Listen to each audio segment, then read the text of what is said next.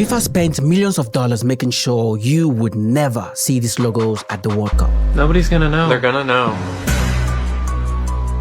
How would they know? But why is everyone talking about them more than the brands that actually paid to be there? Here's what happened. Every World Cup, FIFA runs something called a clean stadium policy.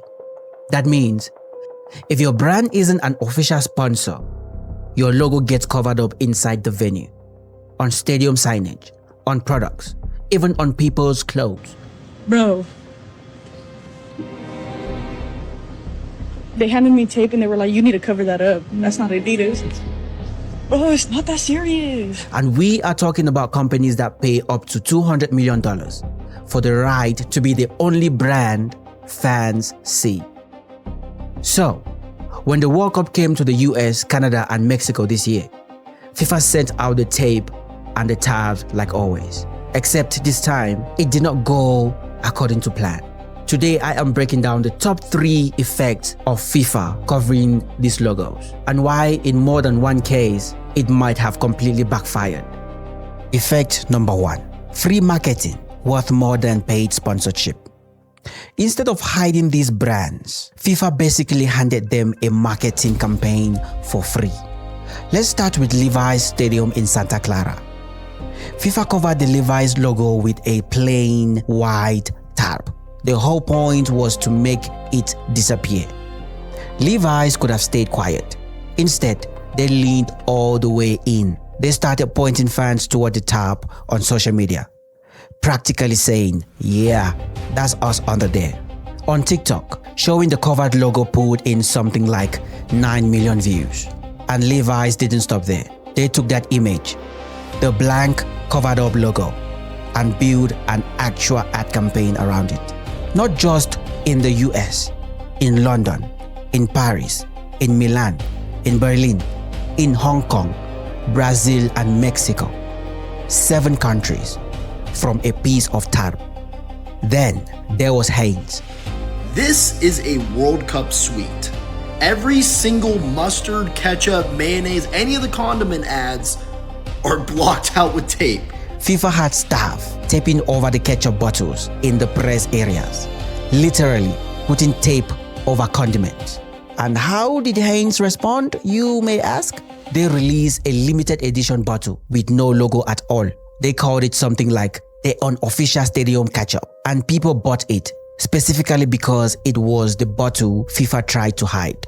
Even Beats got in on it. Jamal Musiala had his headphones taped over before a match, and Beats used that moment as a teaser for a product they had not even released yet. Crazily enough, there is an actual name for this in marketing. It is called the Streisand effect. It's like, try to hide something and you guarantee everyone wants to see it even more. Effect number 2. It exposed the legal limit of FIFA's power. You may be asking, are these companies not breaking any law? This one is less about marketing and more about power. All of this exposed something people don't usually think about. FIFA covering these logos isn't actually enforcing a law. It is enforcing a contract. A trademark law professor from the University of San Diego, Lisa Ramsey, explained it clearly. There is no international law that forces a stadium to cover a ketchup bottle. What is actually happening is that FIFA negotiates these clean stadium terms directly into its hosting agreements with cities and countries. It's a condition of hosting the tournament, not something backed by trademark law. In fact, trademark law generally protects what is called nominative fair use, meaning a company can reference its own product honestly, as long as it is not pretending to be an official World Cup sponsor. So, legally, these companies can benefit from the spotlight FIFA is putting on them, as long as they do not claim to be World Cup sponsors. So here is the real distinction. FIFA can absolutely stop a brand from falsely claiming it's an official sponsor, but taping over a ketchup bottle in a press box? That is not law. That is FIFA protecting the $200 million deals its actual sponsors paid for. which means the tape wasn't protecting anyone from breaking a rule that exists outside of FIFA's own contracts. It was protecting FIFA's business model, and by the end of the tournament, that distinction was out in the open. Effect number 3. It created a playbook brands now use on purpose. This may be the most interesting one. By this World Cup, brands stopped waiting around to be covered. They started designing for it on purpose. Gillette reportedly covered its own stadium signage with a foam treatment shaped like its own logo, basically preempting FIFA's tape job with something that still looked unmistakably like Gillette. According to brand tracking data from Pulsar Platform, Gillette actually led the conversation around banned and covered brands, with thousands of mentions tied to it. Think about what that means. FIFA built this whole system to protect its official sponsors and keep everyone else invisible. Instead, brands turned getting covered into a strategy. FIFA built a wall to protect its sponsors.